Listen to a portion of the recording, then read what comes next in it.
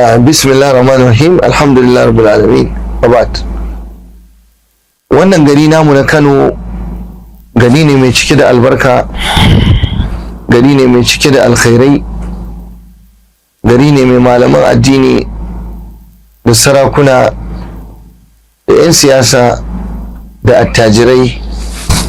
Duk wani mutum mai daraja mai matsayi a cikin al'umma akwai shi a cikin Kano.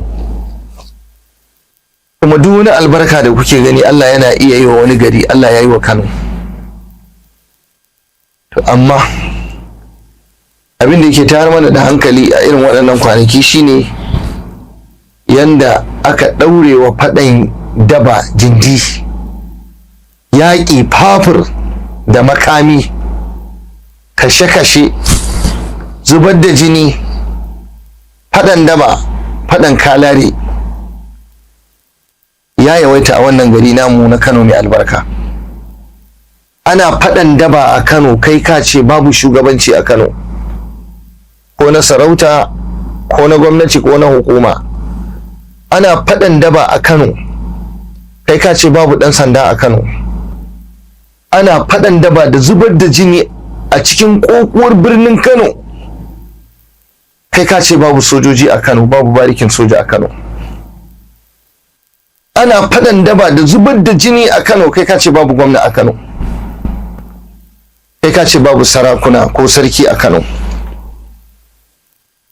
Allahu bi shahid, Allah ka shaida a matsayinmu na masu karantar da al'umma muna kuma faɗakar da mutane wannan abin da ake ba daidai ba ne, kuskure ne, laifi ne, kuma kuna kashe gari ne. Faɗan daba da zubar da jini da rikicin siyasa da kashe-kashen nan da ake yi kashe gari ne, wulaƙanta gari ne, sannan kuma sanya tsoro ne a cikin al'ummar da take garin.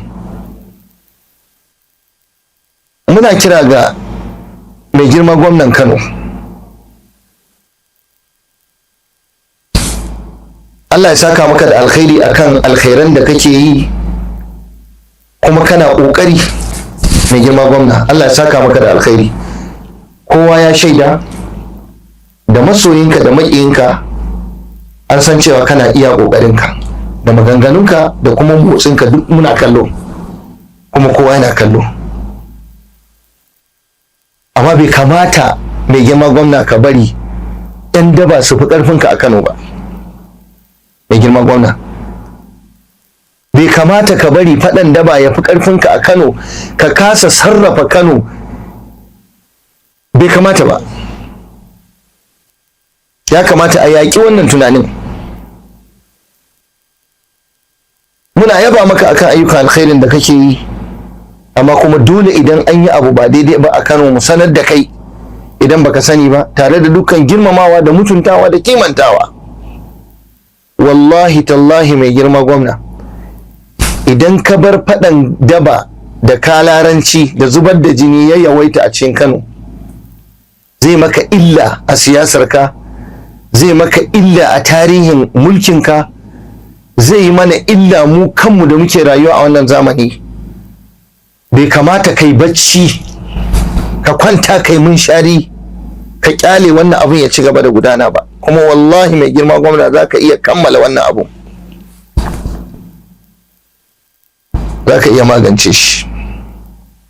Muna maka addu'a Allah ya taimake ka, ya riko da hannunka, ya baka ikon magance wannan bala'i da aka bullo mana shi a wannan jiha ta Kano.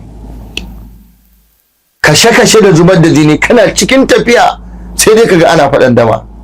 A kwanan nan bai wuce 'yan satuttuka ko wata ba, akwai lokaci guda da aka kashe wajen mutum 7 a Kano,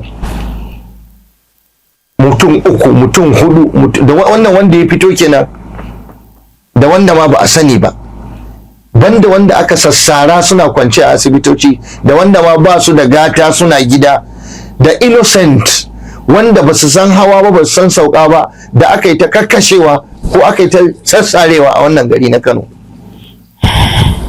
Kano babban gari ne, Kano alheri, Kano alƙibla ce, Kano ruhin Najeriya ce.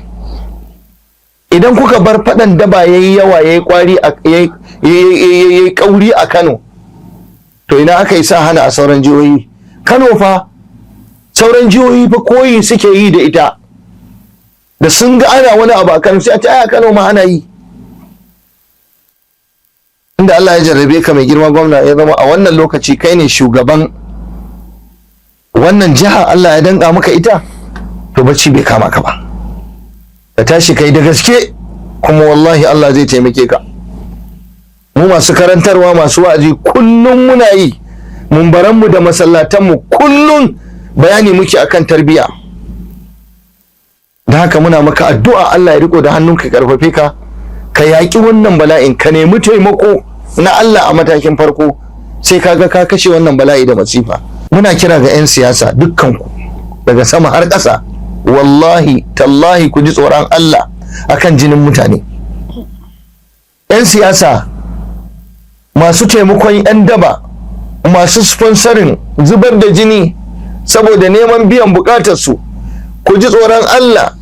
Yawma yaqumun nasu li rabbil alamin, ranar da mutane za su tsaya a gaban Allah, ranar maliki yawmiddin, wa ma adraka ma yawmuddin. 'Yan siyasa ku ji tsoron Allah, ranar yawma la tamliku nafsun li nafsin shay'a wal amru yawma idhin lillah. Dan biyan bukatan ku a ta zubar da jinin mutane, ana kashe wanda kuka ga dama ko kuke so a kashe, Allah bai zai bar ku ba. Da haka ku taimaki Kano. Zare makami yau a Kano, a ɗaga makami a fili a waya, za ka rinka gani ana ɗaukan hoto, makamin da ya kamata soja da ɗan sanda su zo su cafke masu yawo da wannan makamin, amma yau halal ne a Kano a fitar da barandami da makamai. An ba wa yara ƙwaya, an ba wa yara kayan fada, an ba wa yara makamai. Maimakon ku tattara su ku tura mana su daji, su zo su yaƙi 'yan daji da suka fitine mu, suke sace mu, suke kashe mu, kun zo kun bar su a nan suna kakkashe mana innocent wanda ba su ji ba, ba su gani ba, saboda kawai biyan bukatar ku ta siyasa.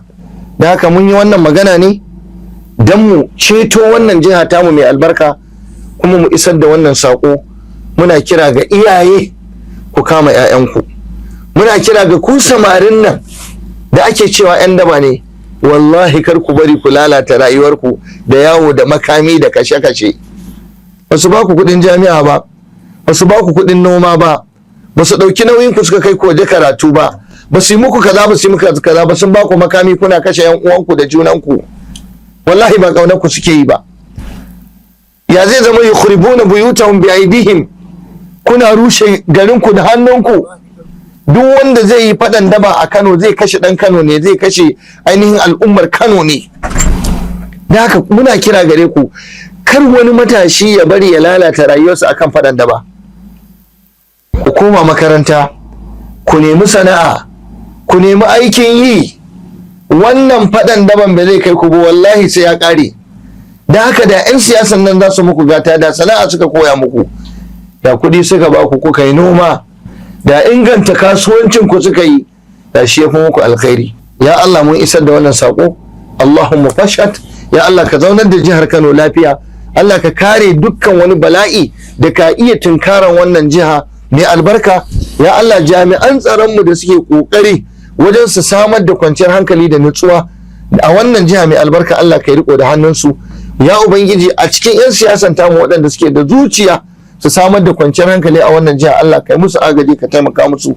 Kuma mai girma gwamna, muna yi maka addu'a, Allah ya taimake ka akan kokarin da kake yi, Allah kuma ya karfafe ka akan ka yaƙi wannan masifa.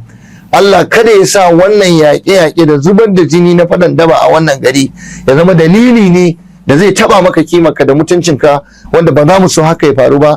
Kuma muna nan muna jiran mu ga irin gudunmuwar da gwamnatin Kano za ta bayar akan yaƙar harkar dabanci da zubar da jini da kashe al'umma da ba san hawa ba, ba san sauka ba. Muna muku addu'a, Allah ya mana afuwa, Allah ya yafe mana, Allah kuma ya sa aljanna makomar mu, Allah ya zaunar da Kano lafiya, ya kiyaye dukkan wani bala'i da dukkan wani fitina.